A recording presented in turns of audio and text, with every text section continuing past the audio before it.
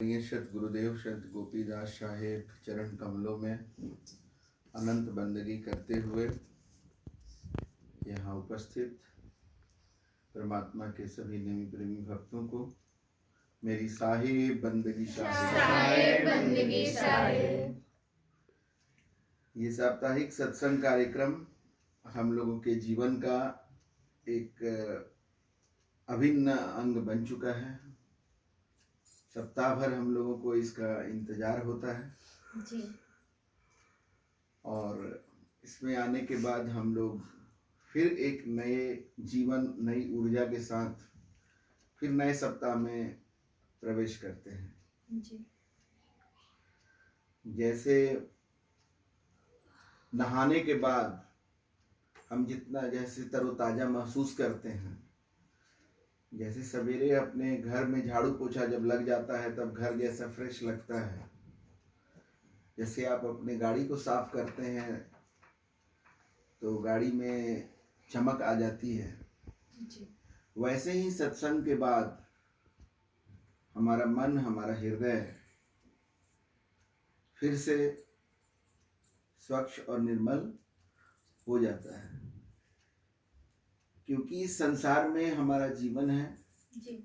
और हमारा तन, हमारा मन, हमारी आत्मा जो है इसी में अभी विचरण कर रही है जी। तो इसमें इसका विकार युक्त होना बहुत स्वाभाविक है।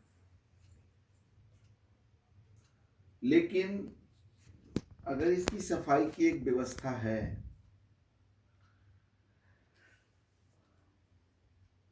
तो ये साफ भी होता जाता है जी।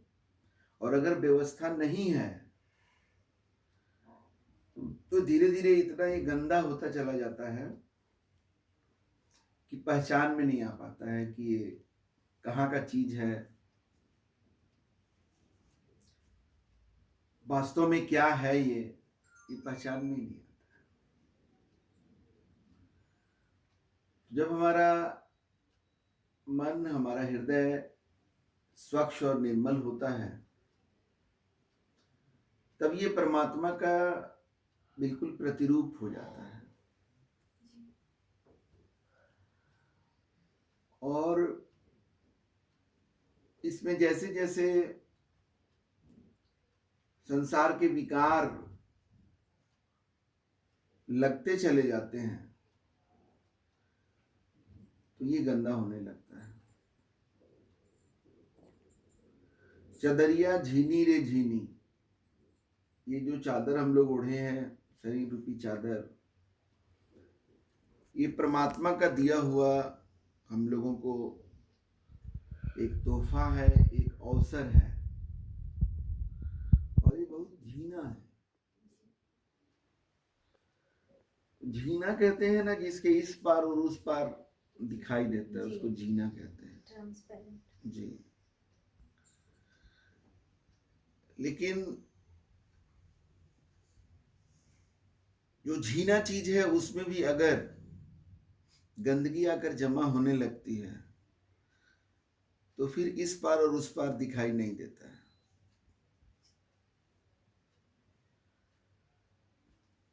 तो सत्संग का जीवन में बहुत बड़ा महत्व है। सत्संग से हमारा जीवन जो है, ये चदरिया जो है, जो मैली हो रही होती है वो झीनी हो जाती है और जब झीनी हो जाती है तो अंदर भी वही परमात्मा का दर्शन होता है और बाहर भी वही परमात्मा का दर्शन होता है। अंदर बाहर एक समान हो जाता है। परमात्मा की परम शक्ति हम लोगों के रोम रोम में विद्यमान है और हम लोगों के बाहर कण कण में विद्यमान है। हर जगह वो विद्यमान है वो शक्ति। लेकिन हम जब उस शक्ति से अपने को अलग कर लेते हैं और एक नई शक्ति का प्रदर्शन करना चाहते हैं अपने मैं की शक्ति का। जो आता तो है उसी परमात्मा की ही शक्ति से, क्योंकि हमारा तो कोई अलग अस्तित्व तो है ही नहीं। जी। लेकिन हम उसको प्रतीत करते हैं, हम उसको आभास करते हैं कि नहीं, ये एक अलग शक्ति है मेरा। मतलब अहंकार एक आभासी शक्ति है, एक काल्पनिक शक्ति है, वो एक बनावटी शक्ति है, जी। और इसीलिए वो माया है, वो वास्तव में नहीं है। और हम इसी माया में हम जकड़े हुए हैं। खुद हम अपना एक जाल बनाते हैं अपने मैं का। खुद हम अनुभव करने लगते हैं कि हम कुछ अलग हैं, हमारी कुछ शक्तियां हैं, हमारे रूप में शक्ति है, हमारे बोली में शक्ति है, हमारे व्यक्तित्व में शक्ति है, हमारे परिवार की शक्ति जो है, हमारे संपत्ति की शक्ति, हमारे पद की शक्ति, ये सब कुछ जाल हम खुद बुनते हैं। और ये जाल जो है बुन करके इस जाल में हम खुद फंस जाते हैं। और ये जाल चूंकि मेरा बुना हुआ है, ये बनावटी है, ये काल्पनिक है, हमारे जीवन को सत्य से अलग कर देता है, मतलब परमात्मा से अलग कर देता है। इस कारण से जो परमात्मा की असीम शक्ति हमारे अंदर है, उसका हमें एहसास नहीं हो पाता है। और जब उसका एहसास नहीं होगा तो हमारे अंदर कमियां महसूस होंगी, हमें जी। हमारे अंदर मांग उत्पन्न होगा जी। कि हमें काश हमें ये होता, काश हमें वो होता, हमें ये मिल जाता, हमें वो मिल जाता, हमें ये चाहिए, हमें वो चाहिए। और उन मांगों को लेकर के, उनके पूर्ति के लिए फिर हम इस संसार के तरफ भागने लग जाते हैं। और जितना ज्यादा हम भागते हैं उतना ज्यादा हम परमात्मा से दूर होते चले जाते हैं। और मिलता कुछ है नहीं, क्योंकि सब कुछ तो मिला हुआ है। परमात्मा ने तो कुछ कमी दिया ही नहीं है, वो तो स्वयं हमारे अंदर विराजमान है। जो पूर्ण पुरुष है, जो परम शक्ति है, वो खुद हमारे अंदर विराजमान है, जहां कोई कमी है ही नहीं। लेकिन हम उसको भूल करके अपना एक अलग अस्तित्व कल्पना में, अपने विचारों में, अपने मन में बना करके रखे हुए हैं। वही सारी मांगे हैं, वही है हमारी दुनिया। वहीं पर हम भाग भी रहे हैं, वहीं पर हम थोड़े समय के लिए खुश भी हो जाते हैं कि देखो हमारा ये चीज पूरा हो गया, और वहीं पर हम दुखी भी हैं। और हम चाहते हैं सुख, हम चाहते हैं आनंद, हम चाहते हैं शांति। और उन सब चीजों का स्थल, स्रोत, महासागर हमारे अंदर ही है। लेकिन गुरु बिन कैसे आत्म जाने, सुख सागर कैसे पहचाने। है तो सब कुछ, लेकिन गुरु के बिना हम अपने को जान नहीं पाते हैं। और हमारे अंदर सुख का सागर है, उसको पहचान नहीं पाते हैं, और सुख के लिए संसार में भटकते रहते हैं। ये वाला मिल जाएगा तो सुख मिलेगा, वो वाला मिल जाएगा तो सुख मिलेगा। कल हमारी बात हो रही थी एक जगह, तो सत्संग की बातें हम कर रहे थे, तो वो बोली, एक महिला थी, तो बोली कि बस हमको समझ में आ रहा है कि बस हम आपके मार्ग पर चलेंगे तो बहुत शांति मिलेगी, लेकिन एक तो दया कर दीजिए कि हमको जो है महिला आयोग का अध्यक्ष बनने का आशीर्वाद दे दीजिए। इसका मतलब है कि एक तरफ तो उनको इधर दिखाई दे रहा है कि शांति है, और दूसरे तरफ उनको लग रहा है कि लेकिन ये संसार का ये पद हमें मिल जाता, तब जाकर हमें शांति मिल जाती, या तब जीवन मेरा अच्छा हो जाता। लेकिन आज तक बहुत सारी महिलाएं जो हैं, बिहार महिला आयोग क्या, राष्ट्रीय महिला आयोग का भी अध्यक्ष बनी, शांति नहीं तो क्या उनका जीवन में शांति आया? नहीं, बनने से उनके कहाँ से जीवन आएगा? में आनंद आया? क्योंकि इन सब चीजों से कभी शांति और आनंद आ ही नहीं सकता है। जी ये तो सांसारिक चीजें हैं, जिसके बारे में सदगुरु कबीर कहते हैं कि ये संसार झार और झंखर, आग लगे जल जाना है। ये संसार कांटों की बाड़ी, उरज उरज मर जाना है। लेकिन ज्ञान नहीं होने के कारण, सही गुरु नहीं मिलने के कारण, हम उसी संसार को मान बैठते हैं कि यही सुख है, वही सांसारिक चीजें हमें सुख देंगी। सब बात तो ठीक है, लेकिन बस मेरा एक बात मान लेते कि हमें संसार दे देते, तो शांति और आनंद देने वाले आपको संसार कैसे दे सकते हैं? नहीं देते हैं। जी क्योंकि दोनों चीज एक साथ हो नहीं सकता है ना। प्रकाश और अंधेरा एक साथ कैसे हो सकता है? रह ही नहीं सकता है। आप कहें कि हमें तो प्रकाश चाहिए, लेकिन ऐसा करिए ना, थोड़ा अंधेरा हमको दे दीजिए, तो उसी के साथ हम प्रकाश को एडजस्ट करेंगे। ऐसा नहीं हो सकता।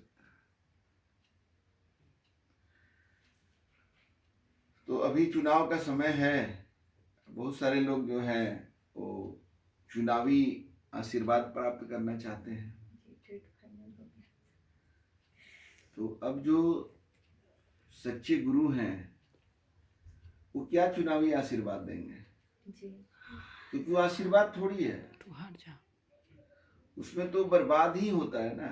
जी एक दिन आप लोगों को हम बताए थे ना कि जो चुनावी समर में जो लोग हैं, तो जिसको टिकट नहीं मिला वो दुखी है कि हमको टिकट नहीं मिला। जी जिसको टिकट मिल गया वो परेशान है कि हम जीतेंगे कि नहीं जीतेंगे। जी अब उन सारे परेशानियों के बाद जो हार गया वो दुखी है कि टिकट मिला तो, लेकिन हम हार गए, मेरा तो सब बर्बाद हो गया।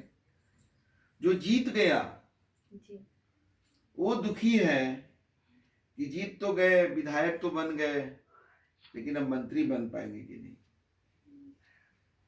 अब जो मंत्री बन गया वो दुखी है कि मंत्री तो बन गए, लेकिन कैबिनेट मंत्री नहीं बन पाए। जो कैबिनेट मंत्री बन गया वो दुखी है कि हम क्या कम थे, हम तो मुख्यमंत्री भी बन सकते थे। जी जो मुख्यमंत्री बन गया वो बेचारा टेंशन में है कि पता नहीं ये सब अपने दल के जो भीतर घात वाले लोग हैं वो और विरोधी दल वाले कब तक हमको मुख्यमंत्री रहने देंगे। जी वहां दुखी है। तो ये अंधेरा से रोशनी कैसे लाइएगा भाई? नहीं, कभी नहीं। आप अंधेरा में चाहते हैं रोशनी, अंधेरा से रोशनी उत्पन्न करना चाहते हो, कैसे होगा? अंधेरा का कोई अस्तित्व ही नहीं है। प्रकाश जब चला जाता है तो वहां अंधेरा आ जाता है। जी अब आप लोगों के जीवन में सत्य का प्रकाश आ गया है, तो आप लोग कभी इस तरह का मांग तो नहीं करते। नहीं आप लोगों का मांग रहता है कि मेरा भक्ति जो है बना है। वो बना रहे, जी हमारा जो है सद्बुद्धि हो, जी हमें सुमति हो, हमारा अजर अमर जीवन हो। जी यही आप लोगों का मांग रहता है। तो ये क्योंकि वहां सत्य का प्रकाश है, जी और जहां अंधेरा हो जाता है वहां क्या मांग होता है कि हमारा जो है ना बच्चा नहीं हो रहा है, तो बच्चा हो जाता तब हम गुरु जी को मान लेते।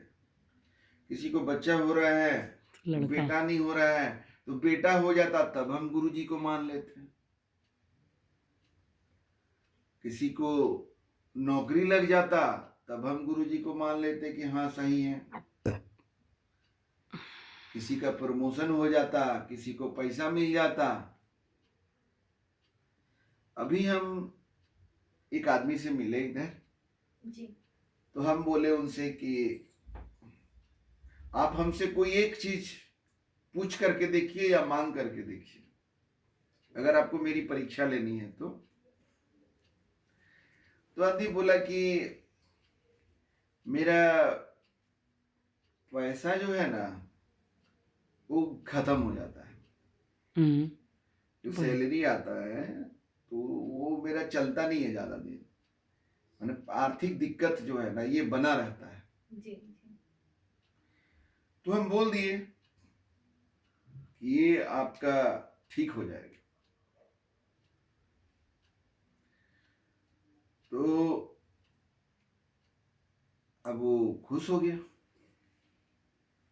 फिर वो दूसरा चीज पूछने लगा, तो हम बोले कि नहीं, हम एक बार में एक ही बात बताते हैं। जी जी अब आपका खत्म हो गया चांस, एक ही चांस था।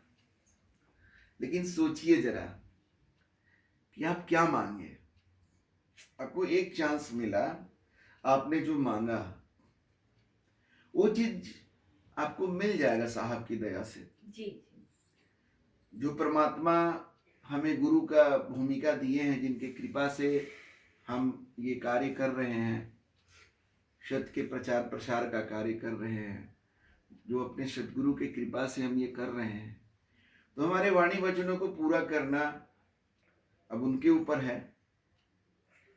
तो पूरा करेंगे ऐसा हमको विश्वास है। लेकिन पूरा हो भी जाएगा तो क्या होगा? आपका आर्थिक कष्ट दूर हो जाएगा। जी आज तो बहुत सारे लोग हैं जिनके पास आर्थिक कष्ट है ही नहीं। जी जी उनके पास तो इतना पैसा है कि उनको खर्च करने का समस्या है। जी कहाँ पैसा रखें, कहाँ खर्चा करें। लेकिन उनके जीवन में शांति है क्या? परेशान आनंद है क्या उनके जीवन में? तनाव तो देखिए, आप मांगना भी था तो कैसा चीज मांगे जी जो पूरा भी हो जाएगा। तो जीवन का समाधान तो नहीं हुआ ना। नहीं आप तो अपना जिंदगी का एक समस्या का समाधान मांगे, जो समस्या का समाधान हो जाएगा तो समस्या नया रूप लेकर आपके पास आएगा। जी बिल्कुल लेकिन आपके पास अवसर था जगह कि आप ऐसा चीज का मांग करते जहां आकर सारी समस्याएं जो है ना वो हाथ जोड़ लेती। जी और वो चीज क्या हो सकता है? एक परमात्मा ही तो है। जी जहां वो प्रकट है वहां ना कुछ कोई नहीं। समस्या है, ना कोई दुख है, ना कोई कष्ट है, ना कोई क्लेश है।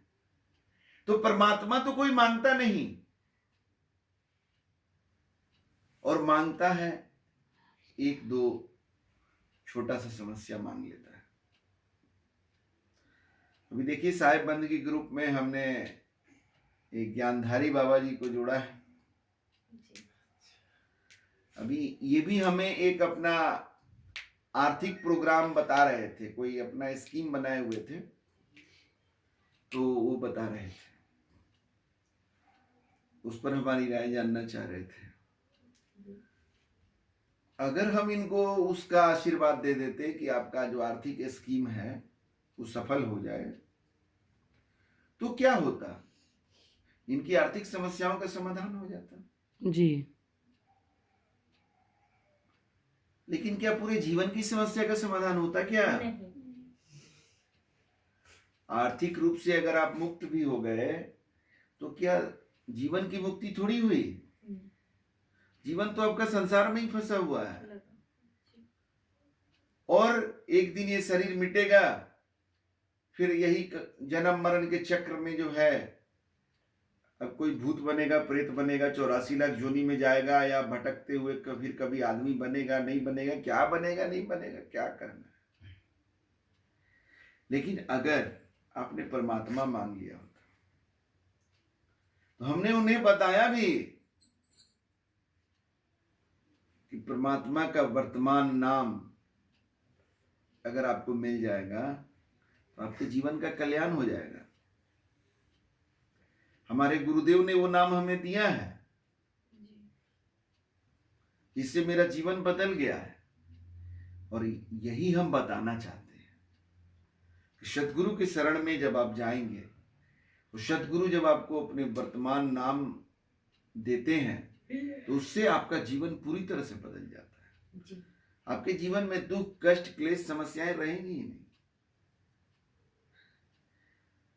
अब देखिए वो अब इसके लिए कितना प्रेरित हैं, उत्साहित हैं, ये तो वही जानेंगे, जी है ना। कि हम सतगुरु के शरण में जाएं, इसके लिए कितना उत्साहित हैं तो वही जान पाएंगे। जी लेकिन रास्ता तो, समाधान तो वही है जी कि हम सतगुरु को पहचाने, सतगुरु के शरण में हम जाएं, जहां जाकर मेरे जीवन की सारी समस्याओं का निराकरण हो जाए, हमारा जीवन परमात्मामय हो जाए, हमारा जीवन मुक्त हो जाए।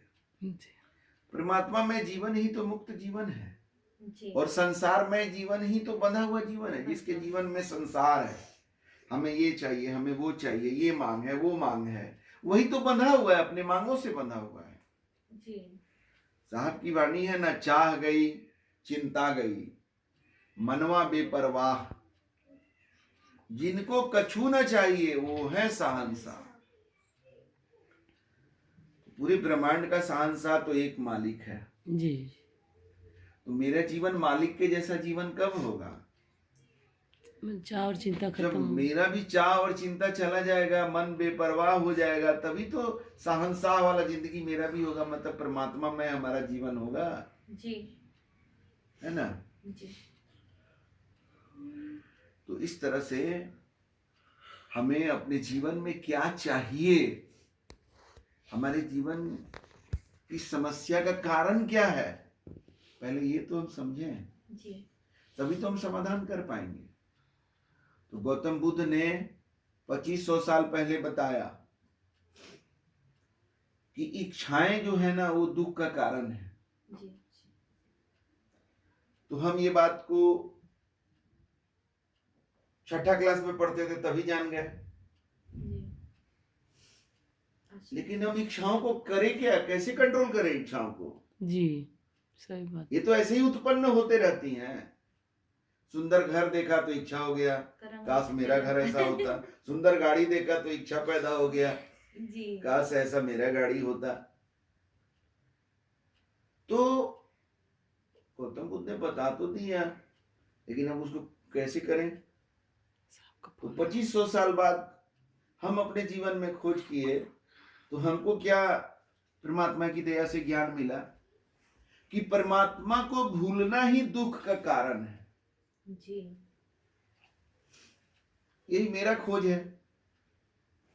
अब आप अपना देख लीजिए जीवन में मिला करके कि परमात्मा से जिसका जीवन दूर है जितना, उतना उसके जीवन में दुख है। दुख है जी।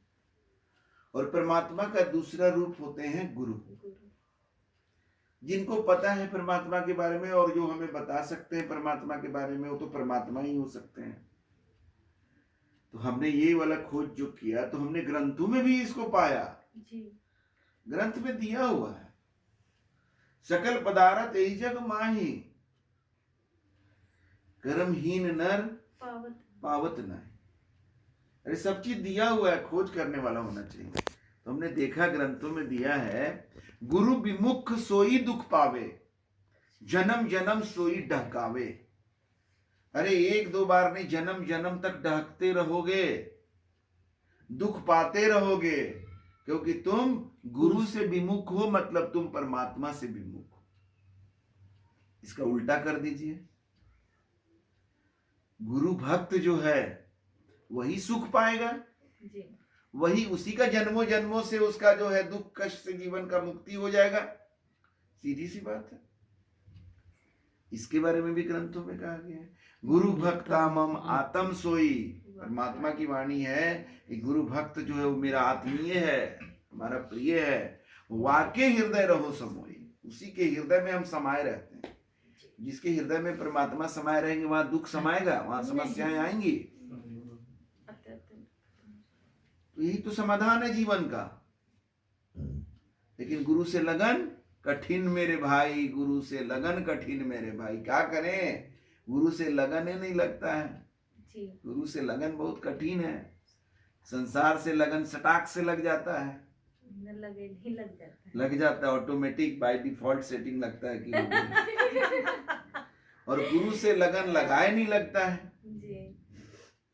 लेकिन ऐसी बात नहीं है, गुरु से लगन लगाने वाले लोग भी हैं। जी। वो वैसे लोग हैं जिनका कोटि जन्म का संस्कार जब उदय होता है तब गुरु से लगन लगता है। ये भी ग्रंथों में दिया हुआ है, कोटि जन्म के पुण्य से सतगुरु मिले कबीर। सतगुरु कबीर कहीं गायब नहीं है, सतगुरु कबीर हर समय प्रकट हैं।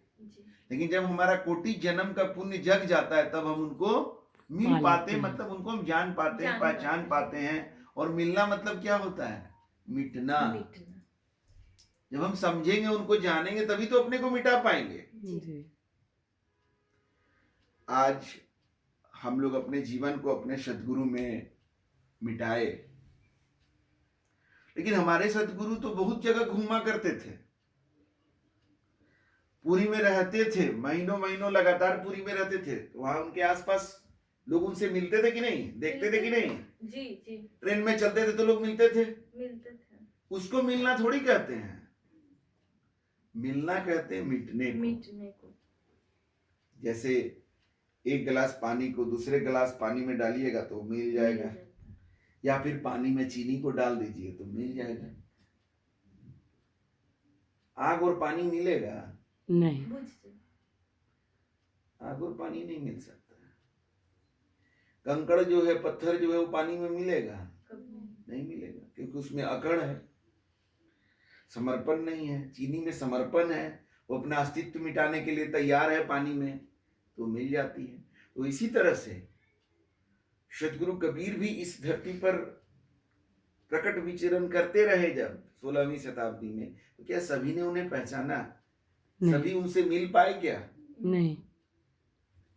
फिर हमारे सतगुरु संत गोपीदास साहेब हम लोग के सामने तो कितना जगह विचरण किए, लोग समझ पाते थे क्या, पहचान पाते थे क्या? नहीं साहब। कितना अपना लगता था हृदय खोल करके बातों को रख देंगे, फिर भी 2-2 घंटा सत्संग के बाद भी लोग को समझ में नहीं आ पाता था। और जो समझने वाले थे वो समझ गए, जो नहीं समझा सो अनाड़ी है। तो मिलना, कोटि जन्म के पुण्य से सतगुरु मिले कबीर, इसका मतलब ये नहीं है कि 16वीं शताब्दी में कबीर साहब को जो देख लिया सबका कोटि जन्म का पुण्य था, नहीं। आज भी अटल 42 वंश दामाखेड़ा में प्रकट है। कबीर साहब ने अपने परम शिष्य धनी धर्मदास जी साहब को मुक्ति पंथ बनाने के लिए, मुक्ति पंथ का निर्माण इस स्थापित करने के लिए इस धरा पर उन्होंने अटल 42 वंश का आशीर्वाद दिया कि 42 बार तुम्हारे वंश में हम स्वयं प्रकट होंगे। तो आज भी प्रकट हैं, लेकिन वहां रहने वाले लोग, हमको तो कई बार ताज्जुब होता है कि उनके साथ रहने वाले लोग उनको पहचान नहीं पाते हैं। उनके साथ रहने वाले लोगों का बातचीत का तौर तरीका से समझ में आता है कि इनको तो पहचान ही नहीं है।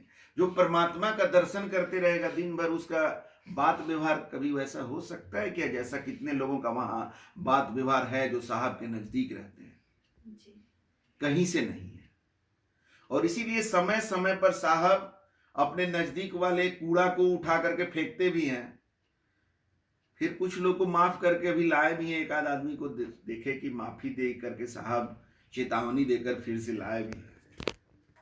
जैसे कचड़ा जहां हो जाता है तो उसको मार पीट करके साफ कर देते हैं ना, साफ कर दिए तो फिर यूज करने लायक हो गया ना। थोड़ा गंदा कपड़ा को पटक पटक के साफ कर दिए तो फिर तो पहन सकते हैं। तो वैसा भी साफ करते रहते हैं, लेकिन फिर भी लोग चेतते नहीं है साहब के नजदीक रहकर ही। क्यों ऐसा होता है? क्योंकि वो पहचान नहीं पा रहे हैं, कोई बताने वाला नहीं है, उनको गुरु नहीं मिले। क्योंकि वो बिना सतगुरु के माध्यम के साहब के नजदीक में है। वो डायरेक्ट साहब को कभी नहीं पहचान सकते।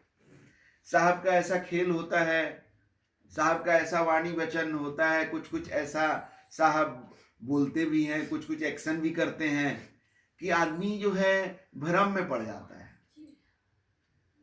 एकदम से आम आदमी जैसे कुछ बोलता है कभी, या आम आदमी जैसे कुछ करता है, तो वैसा कुछ बात साहब का एक्शन, कुछ ऐसा बात भी बोलते हैं कि आदमी को लगता नहीं कि तो परमात्मा पुरुष हैं, कि हम ही लोग के जैसा हैं, समझ नहीं पाता है। वही जिसके जीवन में सद्गुरु मिले, जैसे हम लोग के जीवन में हमारे सद्गुरुदेव मिले, तो ऐसा ऐसा बात बता दिए हम लोग को राज, कि हम लोग को भ्रम तो हुआ, कई बार भ्रम हुआ, लेकिन वही गुरुवाणी जो है वो हम लोगों को गाइड किया उस समय कि नहीं, भ्रम में मत आना, ये परमात्मा पुरुष हैं, ये कोई साधारण कबीर पंथ के आचार्य केवल इनको मत समझना। आज बहुत लोग हैं जो उनको कबीर पंथ का महज आचार्य समझ बैठते हैं, या फिर उनको एक आशीर्वादी वंश के वंश गुरु समझ बैठते हैं,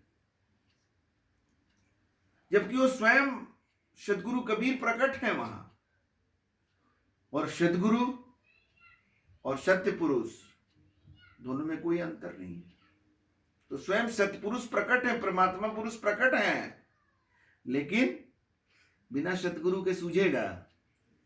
हम लोगों के ऊपर परमात्मा की इतनी बड़ी कृपा है जो हमारे जीवन में सतगुरु मिले, जिनके कारण हम पहचान सके परमात्मा पुरुष को, सत्य पुरुष को, वरना कोई उपाय ही नहीं है। कोटि बरस लोहा रहे जो पारस के संग, बाल बरोबर अंतरो कबहू न बदले रंग। इसीलिए साहब के नजदीक रहने वाले भी बाल बराबर अंतर के कारण वो रंग नहीं बदल पाता है। और जिसके जीवन में सद्गुरु मिलते हैं तो सब अंतर जो है ना मिटा देते हैं। सतगुरु स्वयं परमात्मा के रूप होते हैं, तो जब हम सतगुरु में मिल जाते हैं, अपने को मिटा देते हैं, तो हम डायरेक्ट परमात्मा में ही मिल जाते हैं। कोई अंतर नहीं रह जाता है, फिर बाल बराबर भी अंतर नहीं रह जाता, क्योंकि सतगुरु और परमात्मा में कोई अंतर नहीं है। और हम जब अपने में और सतगुरु में कोई अंतर नहीं रखते तो हमारा जीवन परमात्मामय हो जाता है, तब हमारे जीवन का रंग बदल जाता है।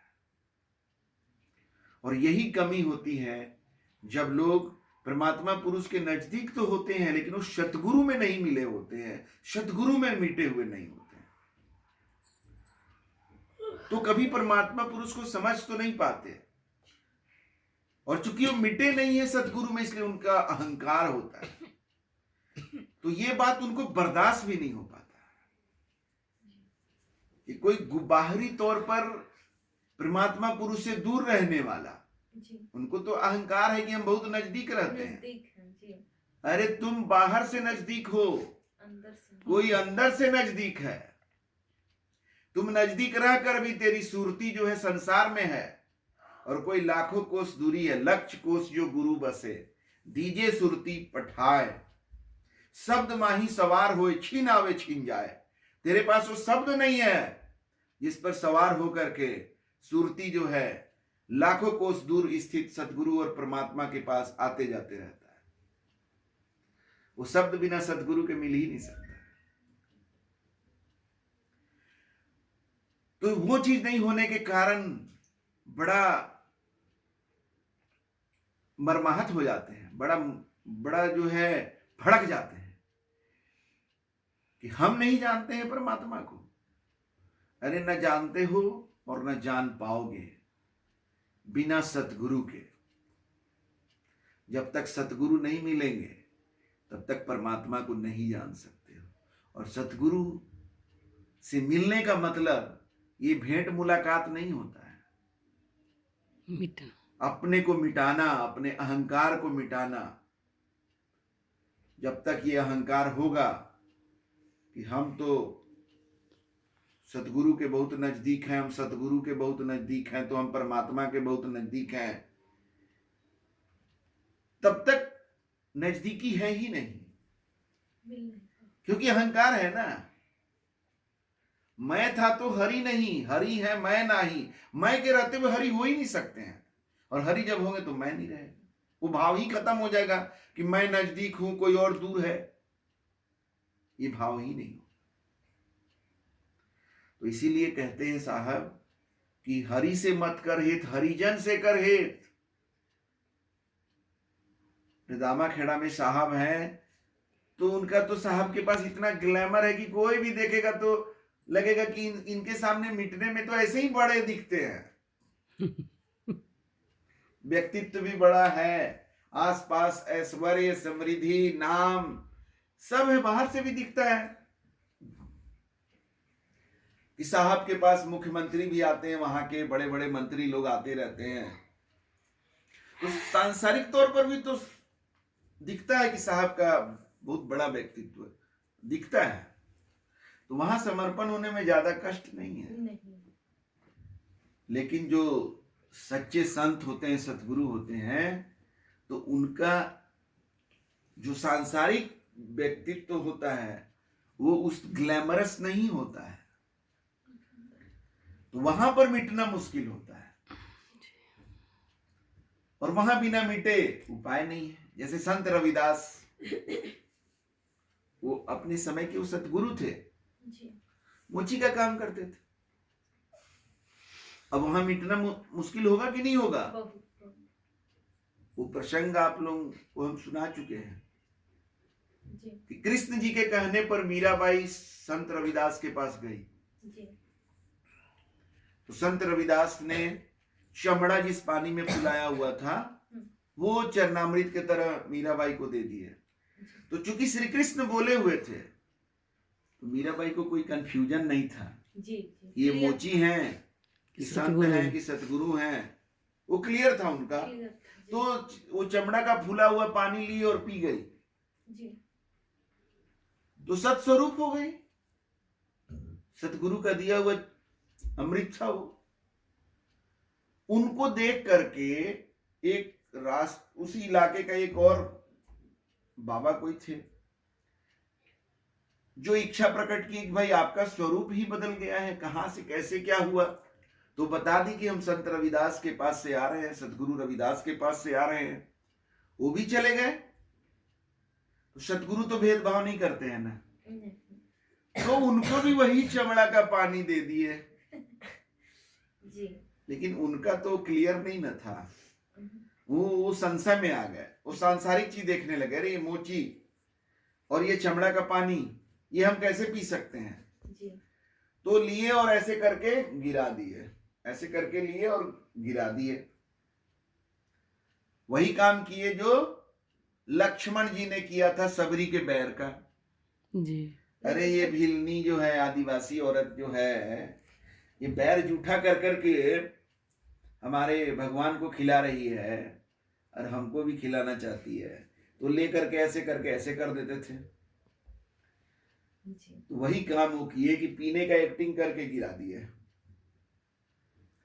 तो सतगुरु जो होते हैं ना, वो सांसारिक तौर से उनका व्यक्तित्व जो है कुछ ऐसा होता है कि जहां मिटना मुश्किल होता है, जी। जी। वहां वही मिटेगा जिसका कोटि जन्म का पुण्य जग जाएगा। और बिना सतगुरु